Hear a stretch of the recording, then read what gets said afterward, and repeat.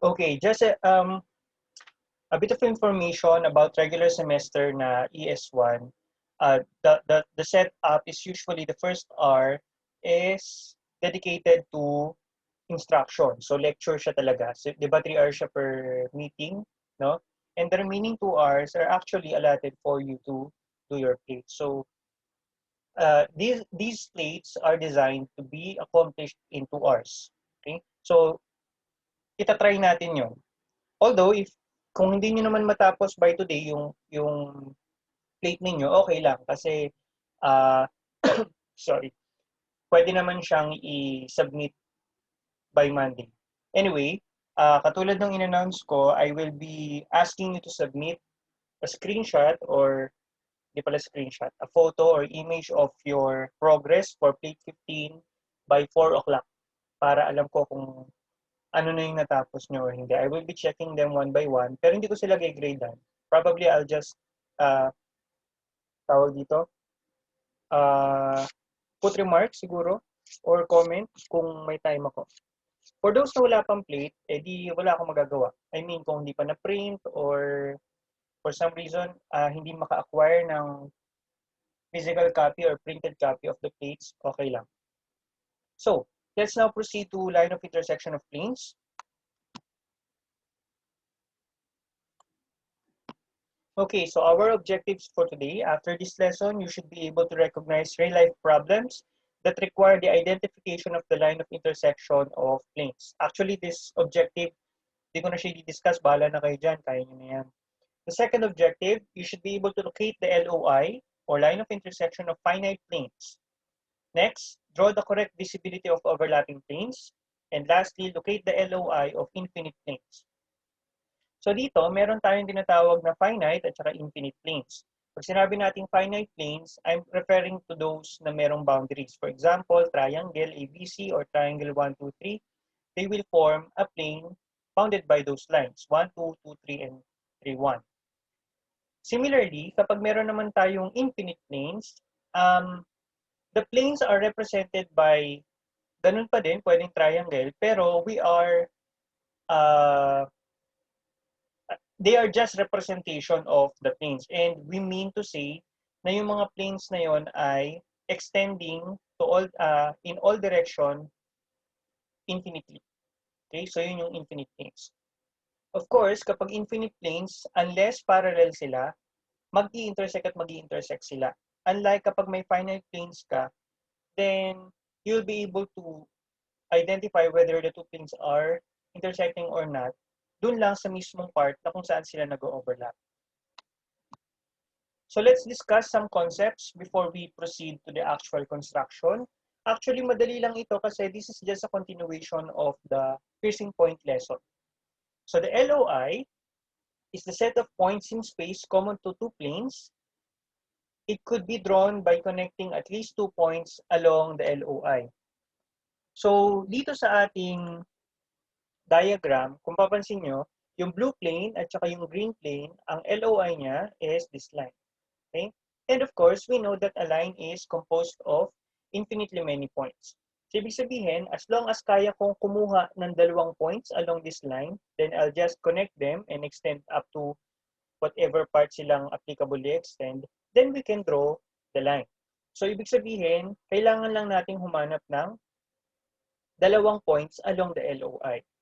To locate the points along the LOI, you may interpret one of the planes as a collection of infinitely many segments. Putulin ko muna dito itong bullet na to, and let me pertain again to our diagram here.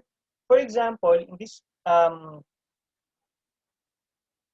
figure, yung kulay green na plane natin, gumawa ako ng madaming lines. Kasi sabi niya, interpret natin yung isang planes as a collection of infinitely many segments. So, di ba? Kapag may plane ako, it's actually a collection of segments. Right? So, meron akong segment dito. Okay? Meron akong segment dito. Meron akong segment dito. Actually, it's also a segment along the plane. I can also draw a segment along the plane here. Okay? So, ano yung gusto kong sabihin dito? Bakit natin gustong gawing or i-interpret yung isa sa mga planes as a collection of segments? When you locate the piercing point of the segment and the plane, you are effectively locating a point on the LOI. So, for example, etong segment na to, yung segment representing the boundary of the green plane, if we treat this as a segment lang, then that segment will pierce the blue plane on this point. Similarly, this line here will intersect the plane on this point. So, yan sila. So, in this case, meron akong 1, 2, 3, 4, 5. 5 possible points kasi meron akong 5 segments na in-intersect or 5 segments on one of the planes na nag-intersect dun sa blue plane. However, katulad nga ng sinasabi ko, you just need 2 points to create that line of intersection. Let us recall that 2 unique points can define line or a segment. So, having said that, ibig sabihin, this is not something new. Okay? We just need to treat a segment or a side or a segment or a line within one of the planes to be a line piercing the plane. Then we just need to find 2 of those points.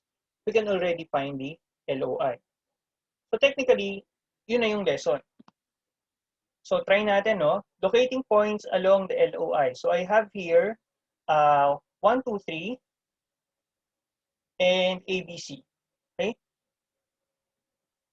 The instruction is draw the LOI of triangle ABC and 1, 2, 3. So, ano nga yung step? Ang gagawin natin, maglo-locate tayo ng points along the LOI. So, sabi natin, we can imagine or we can consider one of the planes, interpret one of the planes as a collection of lines. So, in this example, kung papansinin nyo, yung AB, ito yung inisip ko na line. This is a segment on ABC. So I would like to find whether AB pierces 1, 2, 3. Right? So paano nga kumuha ng piercing point? Ginagawa natin, o project natin to, this point lies along 1, 3. This point lies along 1, 2. So pag pinroject natin to, this should be on 1, 3. Ito siya. And this point should lie along 1, 2. Ito siya. And that segment is this one. Okay? Then we will find out if it intersects line AB. Kapag nag-intersect siya with the AB, ibig sabihin, yun yung piercing point. However, makikita natin dito that AB does not intersect the segment here. Okay? Luckily, we can do this trick. What trick? We can extend. Okay? We can extend that segment, yung segment natin dito, we can extend such that it will intersect AB. Okay? So, ibig sabihin, this point here is along the LOI. So, what's the next step? So, you've located a piercing point here. Then, let's project that to the other view. Pag project natin siya, that point is along AB. So, that should be located along AB as well. Okay? So, ulit, anong ginawa natin? Trinit natin si AB as a line. Then, hinanap natin yung piercing point niya doon sa 1, 2, 3. Next. Dito naman, ang ginawa natin, trinit ko naman yung 1, 2 as the line. And I would like to find whether, I would like to find the location of the piercing point with respect to ABC. Okay? So, again, paano? This point, since 1 to yung line ko, this point lies along AB. So, nandito siya. Asan yung AB? Ito yan. Ito. Yan. And this point lies along BC. So, it's here. Okay? So, again, we draw a segment here. And we need to find out whether that segment intersects segment 1, 2. Again, in this case, 1, 2 is here. That segment is here. And they do not intersect. Similar dun sa ginawa natin dito kanina, we can actually extend. So when we extend, we will find the intersection of 1, 2, and that segment. Okay? So ito yun. The next thing to do is to project that point on HRP. This point lies along 1, 2. So dapat nandun siya sa 1, 2. Okay? Technically, we can already draw the line of intersection.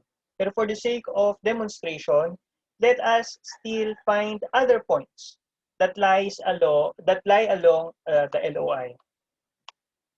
So ito yung LOI natin, no? Notice that I draw arrowheads, pero kung ayaw nyo, okay lang din naman. Actually, hindi nyo kailangan gawin to, no? Hindi nyo kailangan i-connect ng hindi nyo kailangan yung arrowhead. Pero kung gusto nyo gayahin, wala namang masama. Mas okay sa akin yun. Okay, so may LOI na tayo, no?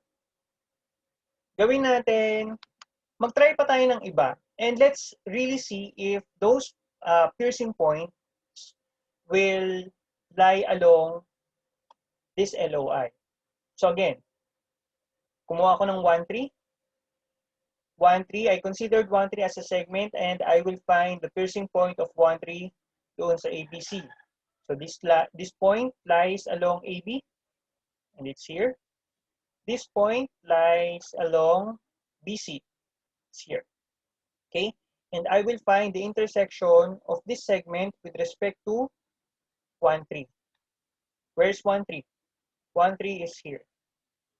So if you will notice, the point is here. Right? So kung papansinin nyo, nandun siya. Nandun pa din siya sa LOI. So ibig sabihin, kung ang ginamit ko man na line kanina ay AB at saka 1, 3 instead of AB at saka 1, 2, makukuha ko pa rin yung line na to. So additional. So I projected it on the other reference plane. And then, ganun pa din. I will also try BC as a segment and look for the piercing point of that segment to ABC. 1, 2, 3. Then the piercing point is here. And if I project, it will be located there. Okay? Sometimes, though very rare yung case na sasabihin ko, no? Sometimes you may not use the boundaries of the plane as your segment. Example, actually, kung hindi nyo kayang gamitin yung boundaries, you can still create a segment within the plane. Diba? And yung segment na yon, for this example, BX, then yung BX naman, ang hahanapan ko ng piercing point dun sa 1, 2, 3. Okay? Just make sure that BX is drawn correctly. So, kung gumawa ko ng BX dito, I will project X such that it's along segment AC. So, it's here. So, BX is here, BX is here.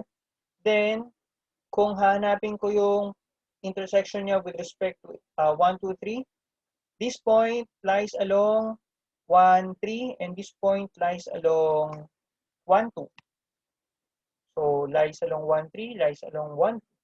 Then, I will find the intersection of that segment with respect to BX. Again, it will fall within the LOI. Okay? So, ulitin ko lang. This is just a demonstration that that any line or any point, any piercing point will lie along the LOI. But you just need 2 of them. Pinakita ko, kaya 5 yung nandiyan na points, pinakita ko lang that it will work kahit na anong point yung piliin ninyo. So, 2 lang kailangan nyo. And there. So, kapag nakuha na natin yung LOI, we will now draw yung actual LOI. By the way, babalik ko yung slide. Kung papansin niyo manipis yung line na ginamit ko, no? This means that it is drawn in light pencil. So this is H. Okay? Well, all of them are H. Even the points. These points, they should be drawn in H. Ano yung i-drawing nyo ng HB? Ito lang. Draw the LOI on the area where the 2 planes overlap. So, nakita niyo yung LOI kanina, and this is the only portion of that LOI that is located on the overlap of ABC and 1, 2, 3. Kapag pinroject nitong point na to, it's actually on this point as well. this point will also project to this point. Kasi itong segment na to, itong LOI na to, it's precisely this segment. They are the same thing. So they should have the same projection, yung mga endpoints nila. Okay? So we already know where the LOI is. Question so far?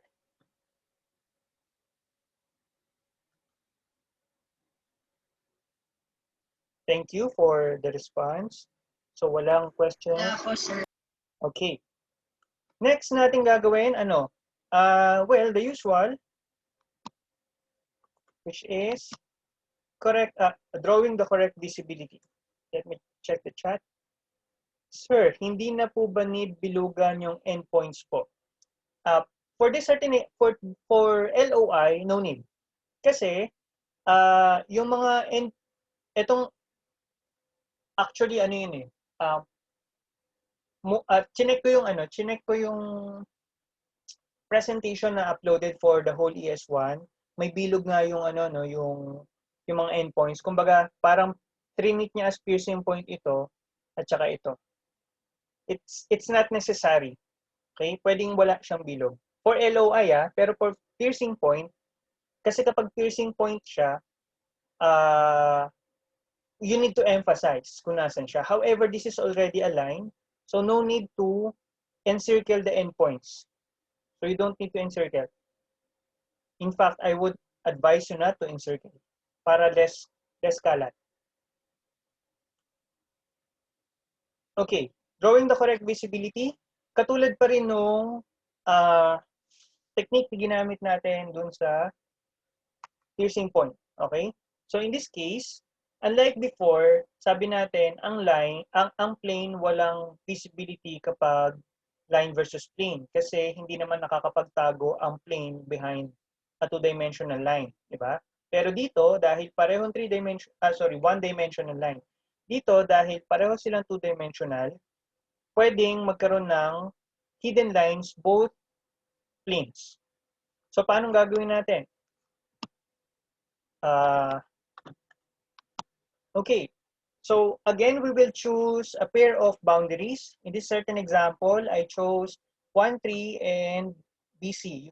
You can choose any pair. Pwedeng ito, pwedeng ito, pwedeng ito. Okay? So, in this case, ang pinili ko, itong intersection na to, this is the intersection of 1, 3, and BC. So, anong gagawin ko dito? I will project and we'll see whether ang makikita ko ba na una ay si 1, 3 or si BC. So, kung papansinin nyo, una niya nakita si 1, 3 bago niya makita si BC. Therefore, dito sa intersection na to, si 1, 3 ang visible. Ibig sabihin, 1, 3 is visible. Okay? So, the technique here is, katulad ng sinabi ko sa inyo before sa piercing point, kapag dumadaan kayo sa piercing point, di ba nagbabago ang visibility. Okay? Dito, yung endpoints nung LOI mo, they will also serve as the point of change ng relative position ng plane dun sa isa pang plane. Ibig sabihin, from here hanggang dito, visible. Tapos, automatically, from here, yung kasunod niya, they should be hidden. So kapag nakarating ka na dun sa parang intersection ng mga boundaries, it will again change the visibility. So ibig sabihin, from here hanggang dito, it will now become solid. Like that. And from here hanggang dito, hidden. Then solid. Then hidden. Okay? So it's, in general, I say in general kasi merong exception no, sa rule. In general, alternating yan. Solid, hidden, solid, hidden, solid, hidden. And it changes saan? Dun sa intersection ng mga boundaries at saka dun sa endpoints ng LOI ninyo. So, we are now done with the visibility of this plane. Then, gagawin natin yung kabilang plane naman. Ulitin ko lang, dapat independent yung pagkuha ng visibility per reference plane. So here I chose the intersection of 1, 3, and AB. Okay? So titignan natin. In this case, una niya makita yung 1, 3 bago niya makita yung AB. Anong ibig sabihin nun? Ibig sabihin dito, 1, 3 is visible. So 1, 3 is visible like this. Okay? And then, kasunod niya, hidden. Now, please take note na hindi nagbabago ang visibility dito. Kasi, hindi naman siya tumama dun sa boundary. Ang ibig sabihin, eto tinan nyo, buong to, hidden yan. Kasi hindi naman, kumbaga, from the endpoint of LOI, hidden siya until sa intersection ng boundary. Walang sense na ito gagawin yung hidden, tas ito gagawin yung solid. Ibig sabihin, merong part ng 0.1 na hindi nyo kita, tapos yung kalahati, kita ninyo. Mali yun, ha? So, ulitin ko lang. Magbabago ang visibility either sa endpoint ng LOI or dun sa intersection ng bound or yung apparent intersection ng boundary. So, since visible to, hidden hanggang dito. Then, hanggang dito ay visible. Then, susunod, hidden. Again, it follows the general rule na alternating siya. So, solid, broken line. And then, that's already the correct visibility of your drawing. Para lang meron tayong interpretation, this is a colored version of those planes. So, ganyan ang itsura niya.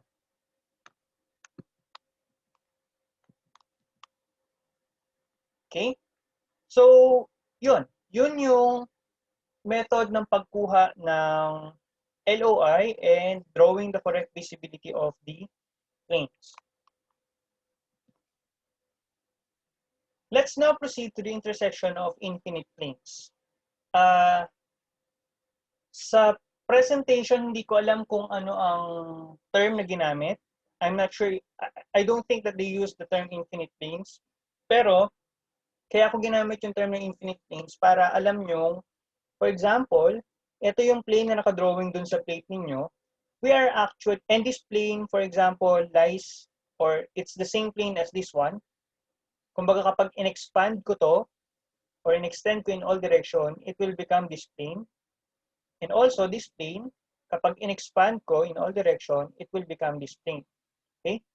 So, meron akong pinakita dito na 3 general cases. Yung 3 general cases, the LOI will not pass the planes representing the infinite planes.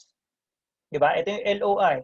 Pero that is outside this plane and it's also outside this plane. Pwede rin naman mangyari na kung yung representation mo is something like this, it's the same plane pero umusog ng konti, then the LOI of the infinite planes may pass through one of the representation, but it will not pass through the other representation. Okay? Again, there's also a case na kung saan yung LOI mo will pass through both the representation of those infinite planes. Okay? So, yeah. Let me just explain kung ano yung gagawin nating method. Actually, kung naaalala nyo, yung pagkuha natin ng piercing point, paano nga yun? Di ba, ang ginagawa natin sa piercing point, we draw a cutting plane that contains the line sa piercing point, di ba? We draw a cutting plane na naka-edge view that contains the line. So effectively, we are adding one imaginary plane. Dito, kahit dun sa method pala na ginagamit natin kanina, yun pa rin yung ginagawa ninyo. Hindi lang natin in-explain in that way. So papakita ko lang, no. Let's say meron tayong ABC at saka 1, 2, 3 na infinite planes, and ang intersection niya, diba ito? Yan. So this is the intersection of ABC and 1, 2, 3. If I draw another cutting, well, I labeled it CP1, because it represents cutting plane. You can name that plane any plane you want. Pero CP1 is okay also. So CP1 stands for cutting plane. If I draw a cutting plane that passes through ABC and 1, 2, 3, then that cutting plane will intersect ABC, which is this one. Kita nyo to? Yeah. So this is the intersection of CP1 and ABC. And this one here is the intersection of CP1 and 1, 2, 3. So initially, hindi pa natin alam kung nasan yung intersection ng ABC tsaka 1, 2, 3. Let's say hindi natin, ito yung hinahanap natin eh, intersection of ABC and 1, 2, 3. Kapag gumawa ka ng cutting plane, makukuha mo yung intersection ng cutting plane with ABC, intersection ng cutting plane with 1, 2, 3, then those intersections will again intersect dito sa point na to. And itong point na to is intersection of CP1, ABC, and 1, 2, 3. So, meron kang tatlong planes na nag-intersect dun sa point na yon. Since nag-intersect yung tatlong planes sa point na yon, ibig sabihin, this point lies along the LOI of ABC and 1, 2, 3. So, kung may isa ka ng point, kailangan mo lang humanap ng isa pang point. Parang ganun. Gawa ka pa ng isa pang cutting plane. And then, that cutting plane will intersect ABC. That cutting plane will intersect 1, 2, 3. Then those intersections will have a common point. Then that point is now the intersection of the three planes. So meron na akong dalawang points along the LOI of ABC and 1, 2, 3. Then, ibig sabihin, kung meron ako nito at meron ako nun, then I can already draw this line. So I'm just explaining it this way para naiintindihan nyo kung anong nangyayari dun sa method na ginawa ninyo at saka dun sa mga gagawin pa natin.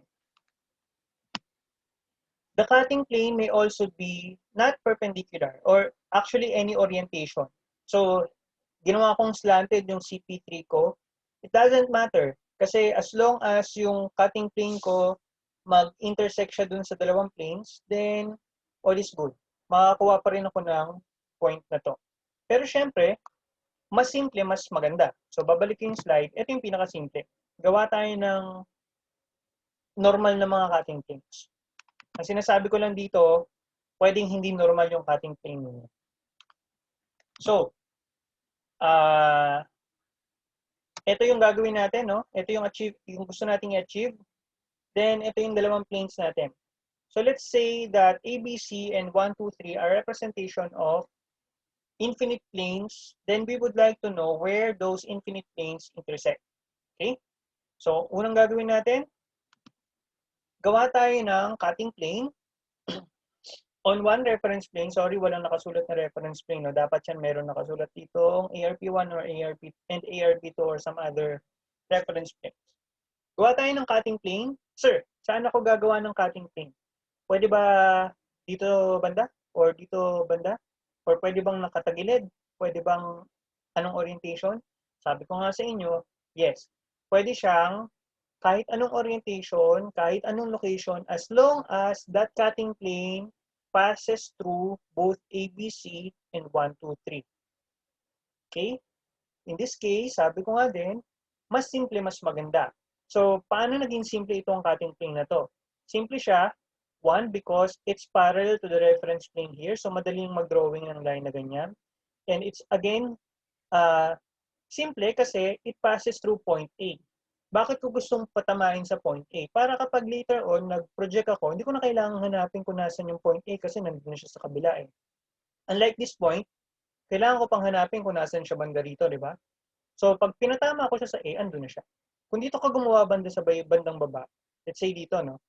Ibig sabihin, kailangan mong hanapin yung point na to somewhere here. So, mas dadami yung hanapin mong points. Walang problema, pero mas marami kang gagawin ng konti. So let's move on. CP1 is edge view in this top view, no? Oh, sorry, in this reference plane. And then, gawin natin, intersection ng cutting plane with ABC. So this is A. This point lies along BC and it should be here. Then, this is the intersection of CP1 and ABC. So parang ito siya. Yung nasa likod na yun. Okay? So, intersection of CP1 and ABC. Anong gagawin natin dyan? Kailangan nating intersect yan doon sa intersection ng CP1 at saka ng 1, 2, 3. Asan yun? Po-project natin to. Po-project natin to. And, ayun siya. So, this line is the intersection of CP1 and 1, 2, 3. And CP1, intersection of CP1 and ABC and intersection of CP1 and 1, 2, 3 will meet here. Then, this is the intersection of the three planes. The cutting plane, ABC, and 1, 2, 3. Ito yan. Itong nandito. So, yan siya. Intersection of CP1, ABC, and 1, 2, 3. Therefore, this point lies along the LOI of ABC and 1, 2, 3. Next, project natin yung point na yon sa kabila. And we know that that is also an element of CP1. So, alam natin kung nasan siya. Dun siya mapupunta sa CP1. Okay? Burahin ko yung ibang projection line para hindi kayo maguluhan. Pero yun nga, note ko lang na dahil dito sa presentation ko, binubura ko siya, no? Pagdating sa plate niyo, hindi niyo siya buburahin. So, ibig sabihin, your plate might be more confusing than what you are seeing in this presentation kasi yung mga lines nyo, maghahalo-halo na sila doon. So, be careful kung ano yung mga points na pinagko-connect ninyo. Anyway, so gumawa ako ng cutting plane 2. And in this case, ginawa ko siyang parallel pa rin dun sa CP1. And I made it such that it will pass through point 2 para hindi ko na siya ipo-project. So, anong gagawin natin? I'll get the intersection of CP2 and ABC. That would be this one. And intersection of CP2 and 1, 2, 3. That would be this one. Then the intersection is this point. Okay? Now, anong kinaganda nitong ganitong setup? So, if you will notice, CP1 and CP2 are parallel with each other. Ibig sabihin, ano nga yung sabi natin, property ng lines within a plane? Lines within a plane are either intersecting or parallel. So, since itong segment na to, at saka yung segment na to, parallel sila dito sa view na to, then, dito sa baba, kung papansin niyo ito sila, di ba? Ito yan, at saka ito. Dapat parallel din tong dalawa. So, bakit ko gustong sabihin sa inyo na parallel yan? Kasi that's one way for you to check na tama yung ginagawa ninyo. Kung yung intersection ng CP2 with ABC, dito sa kabila, hindi parallel, despite na parallel yung CP1 and CP2 dun sa edge view form nila, then you must be doing something wrong. Similarly, itong segment na to, at saka yung segment na to, they are parallel, and they are part of 1, 2, 3. Then kung papansin niyo, itong line na to, at saka itong line na to, parallel din. So meron kang checking mechanism for you to avoid making an error. Sometimes kasi nga, dahil sobrang dami ng lines niyan, nagkakamali na ng kung ano yung kinoconnect na projection lines, at least you have a way to visually inspect kung tama pa ba yung ginagawa ninyo o hindi. So, moving on, project natin yung point na yan. Let me just read yung chat. Sir, need po ba i-label yung intersection of the planes with intersection of the planes with CP1 and CP2? Itong, ang tanong mo ba ay itong label na to, yung int CP2 ABC? Yes. Label nyo to. Para makita ko kung nasan siya.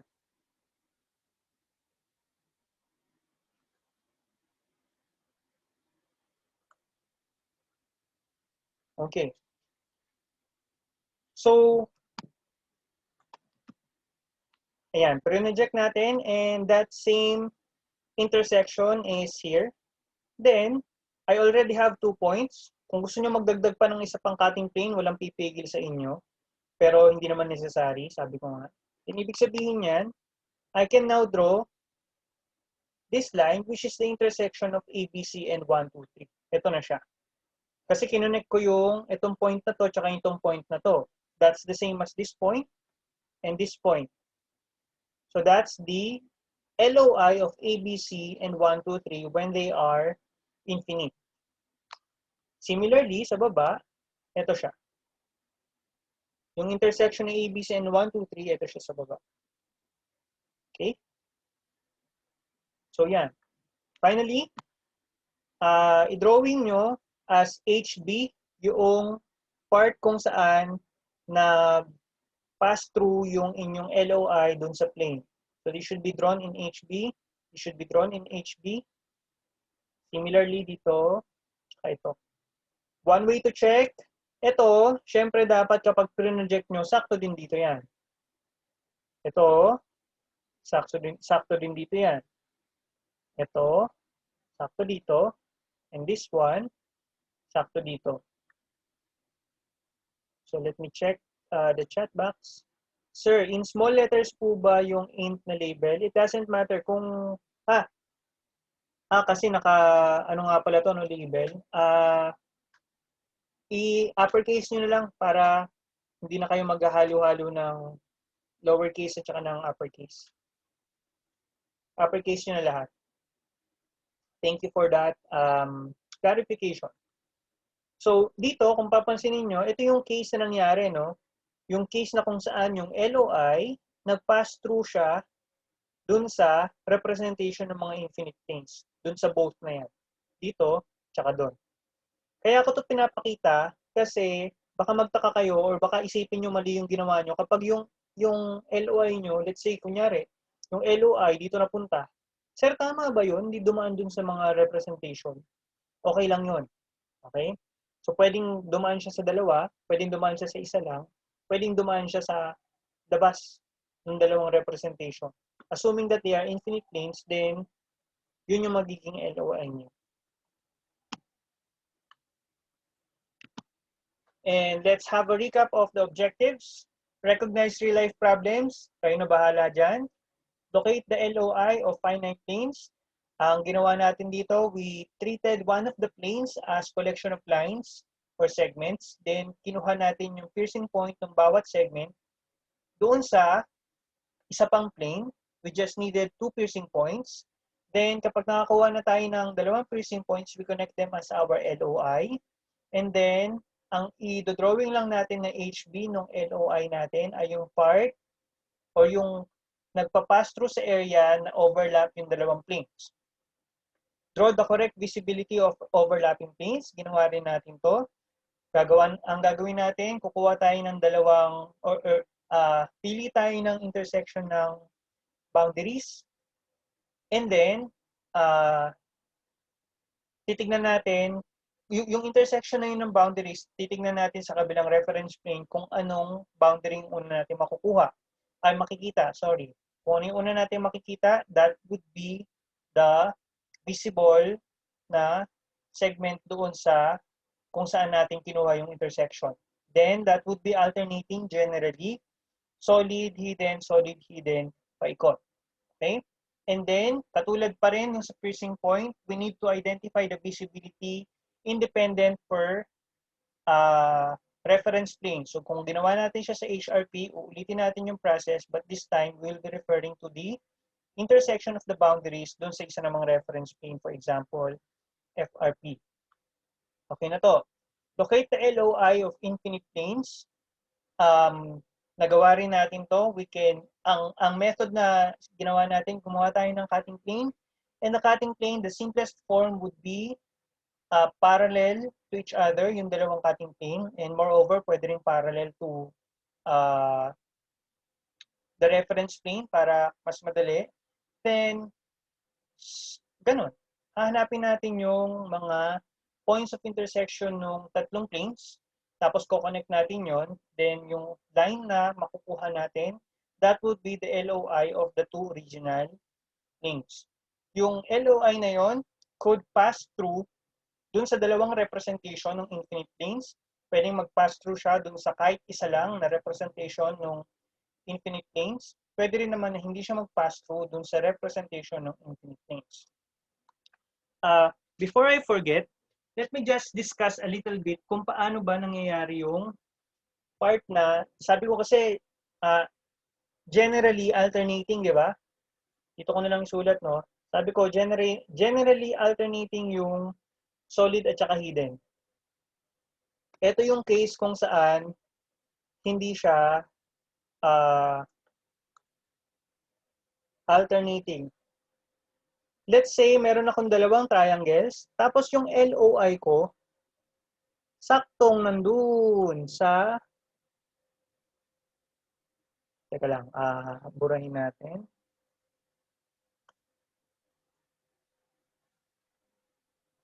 Kapag saktong nandyan, let's say, pag ganyan. Let's say this is the LOI. Okay? So, kapag ganyan yung LOI, etong part na to, so, let's say kung hidden ito, yeah. If this is hidden, then this will become hidden as well.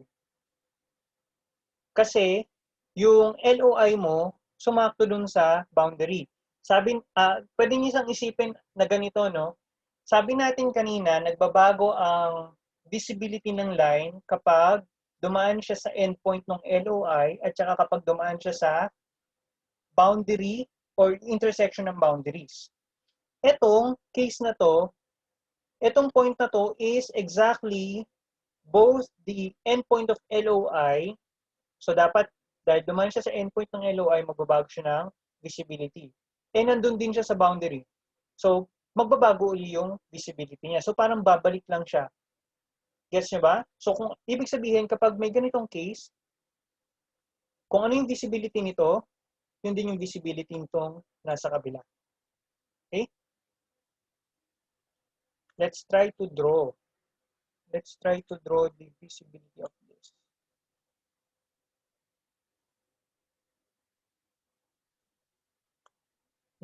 So, this is hidden. Ay, mali.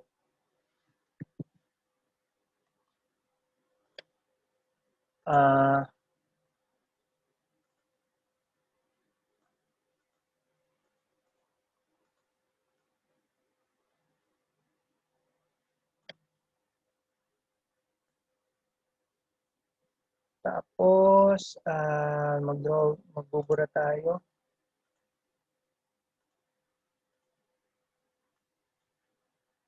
Nice.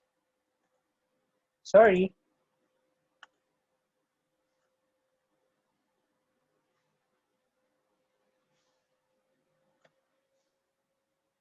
So if this is hidden, it should be solid. It should be hidden. It should be solid. Then this part should be, it should be hidden. Okay? Sorry, hindi ko na, kapag binuro ko kasi mabubura lahat eh. So, solid, solid, hidden, solid, hidden, solid, hidden. Siyempre, kung ito hidden, then hidden to, hidden, solid, hidden, solid, hidden, solid. So, sinasabi ko lang na merong exemption dun sa rule na alternating yung visibility ng lines natin kapag dumaan sa boundary at saka sa endpoint ng LOI. And the exception is when the endpoint of the LOI is exactly at the intersection of the boundaries. In that case, magdo-double reverse siya, parang double negative. So, babalik lang siya dun sa original niya na visibility. And that's actually the end of the LOI lesson. So before I ask you to answer your plate 15, do you have any questions?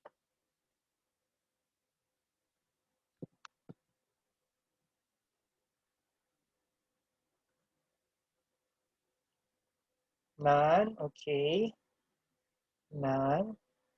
How about the others? Sir, paano po yung notation to indicate visibility? Yeah, I promise that pero hindi ko pa nagagawa, no?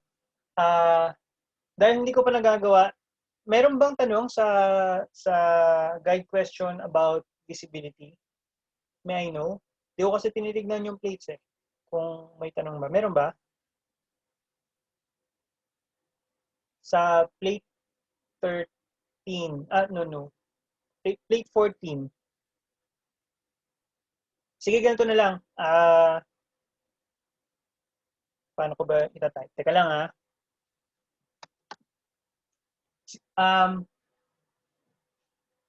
Ihahabol ko na lang uli. I'm sorry, hindi ko na ihahabol. Nawala sa isip ko na gawan ng notation.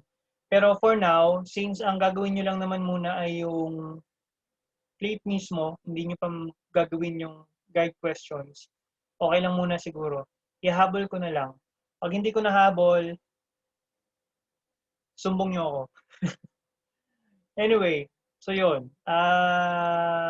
Yun. Sir, pwede po ba magtanong sa... Sir, pwede po ba magtanong sa inyo through pag may message sa Zoom while naggawa ng 8:15 until 4 p.m. po? Yes. That's actually the point of me experimenting na sabay-sabay kayong gagawa. Para lahat tayo nakafocus sa isang bagay. Mas madali ako makapag-reply kasi yung iniintindi ko, kapareho ng iniintindi nyo sa parehong oras. Okay? So, in short, yes, you are encouraged to ask me if you have questions hanggang 4 p.m. about the plates.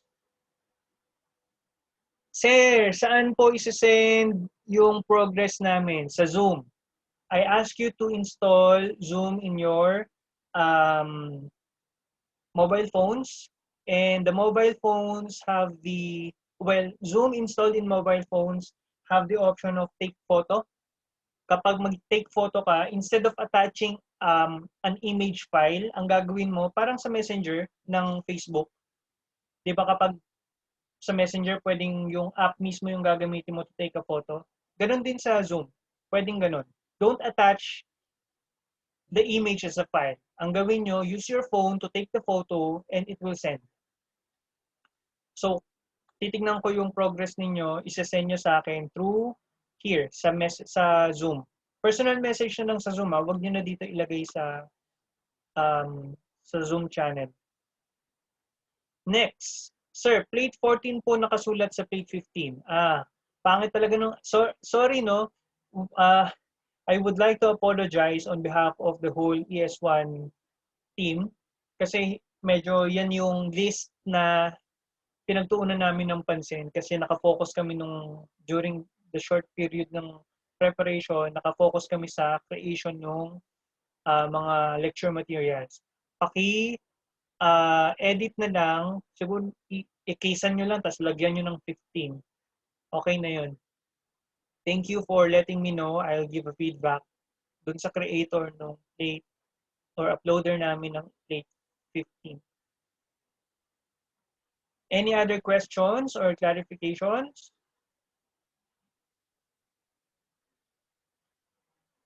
Kung wala, you may type here na wala na, sir, para alam ko. And then, if wala na, you may start doing your plates. Then, you may ask during answering your plates, you may ask me through Zoom.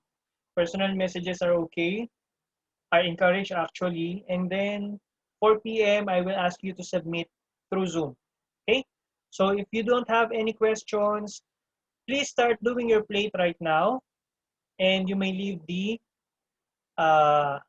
meeting. Thank you very much for attending today's synchronous meeting.